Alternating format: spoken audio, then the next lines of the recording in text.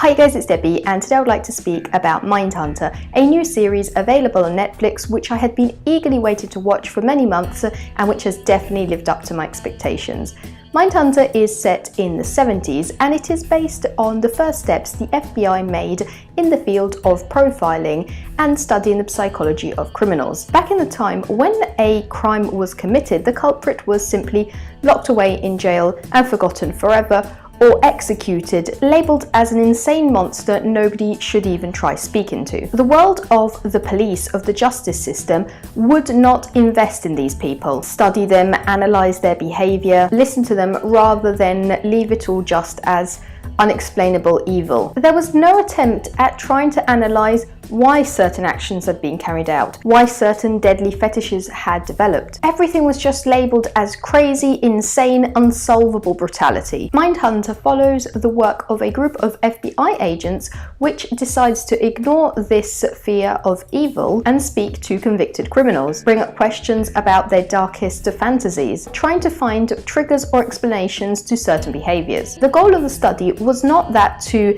justify or condone these terrible acts, but potentially to find new culprits for new crimes, or stop people from actually committing the same mistakes by recognizing similar patterns in behavior early on. To us nowadays, this all seems perfectly normal. People would pay to meet and study these convicted criminals. We have hundreds of thousands of pages of reference material. By some aspects, the evolution has not even been in the better sense, because shows, TV series, films are all competing on who can make the most money out of the most heinous act. So Mindhunter is a very different, mature, interesting, realistic analysis of the first steps that were taken in the field of criminal profiling, in trying to understand the real nature of evil and crazy. In some moments, the series is borderline horror, understandably because of the nature of the main themes. But in general, it doesn't focus so much on the actual gore of the crimes, but rather as to why that crime has happened, how we can stop it from happening again, and why is nobody willing to try and stop this from happening. For example, if we compare Mindhunter to another very popular series, Criminal Minds, we can immediately spot some differences. I love Criminal Minds, I have watched it for years, but in a certain sense, it is made for the quantity, for the views, for the gore. We are glued to the screen guessing how monstrous the next criminal can be, what levels of deviation his mind might reach. Mindhunter instead focuses on a more sophisticated concept of actually listening to the criminals, of helping them open up to officials, not justifying their actions, but rather grasping why they think like this, why raping and murdering somehow in their mind makes sense. Our FBI agents focus on features such as words, what terminology the criminals tend to pick, why they describe their actions in a very specific way, why they tend to deny the evident monstrosity. They bring up childhood memories, unusual fetishes, triggers, and instead of sticking to a formal protocol which would lead them nowhere, they adapt their interview to the person that's in front of them. They create something similar to a bond with the criminals, drawing comparisons with their own personal life and adapting their language to who they are speaking with. Most of the interviews in the series are actually portrayals of real-life killers that have been caught. And in general, I think that both agents and convicted criminals were absolutely fantastic in representing this fascinating, awkward approach between the two completely opposite ends of the spectrum. The main character is Holden, portrayed by Jonathan Groff. He is a very young agent which is devoted to breaking conventions and making profiling a serious matter. He is reserved, but at the same time we can tell how many thoughts are running through his mind, both in his private life and during the interviews, in which we can see that he is nearly intoxicated by the desire of wanting to know more, of wanting to read these criminals' minds. Now, I'm trying to say all of this without appearing crazy myself, but the series introduces an oddly, weirdly interesting concept. The time we are speaking of is one in which many things that are normal for us were considered distasteful. So imagine when we have to speak about these serial killers. Our FBI agents, especially Holden,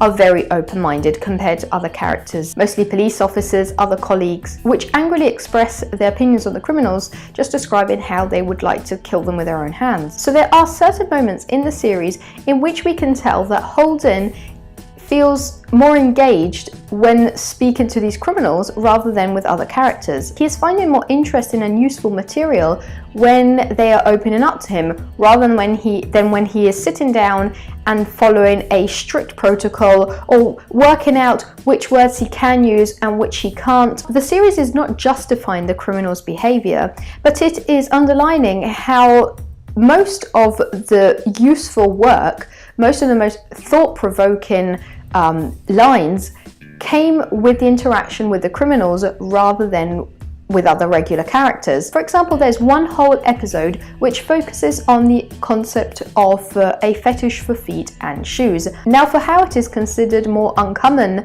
than other desires, nowadays in its non-criminal version, it is not so unheard of. But at the time, it was a concept that couldn't even be spoken of. So although in the case study the fetish had been pushed to the absolute limit, the agents still found themselves in a very uncomfortable situation when having to refer their ideas and what they had gathered from the interviews to their supervisors, to other people, to their colleagues. And this greatly limited their work. How could they continue if their colleagues wouldn't even want to hear certain words or acknowledge that this is what killers do? Again, the show doesn't condone any action or make any concept lighter. On the contrary, it describes the absurdity of not wanting to see any evil in the world, of wanting to solve the problem of criminality, of stop these killers, but on the other hand, not even wanting to speak about the topic, of avoiding it at all costs, of not doing anything concrete. And I'm not speaking of your regular 60-year-old easily shockable librarian. I'm speaking of agents which had to stop these criminals. And this concept of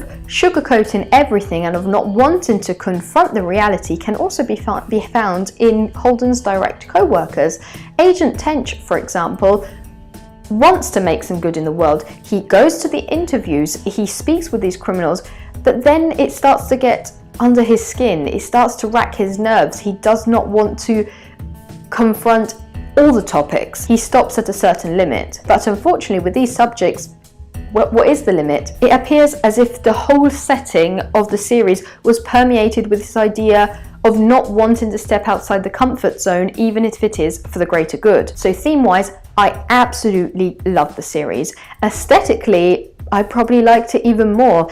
It was the editing was absolutely perfect. The soundtrack was amazing, especially in the last episode. The color palette of grays and blacks and greens and dark blues really made us feel as if we were probing on the edges of a darker subject. Contrary to popular belief, the series is not entirely created by David Fincher, but by Joe Penhall. David Fincher is one of the producers and he has directed some of the episodes. So him being probably my second favorite director after Christopher Nolan, I wanted to point out some things from the series. First of all, this is not the first time Fincher speaks of real-life crimes on the big screen.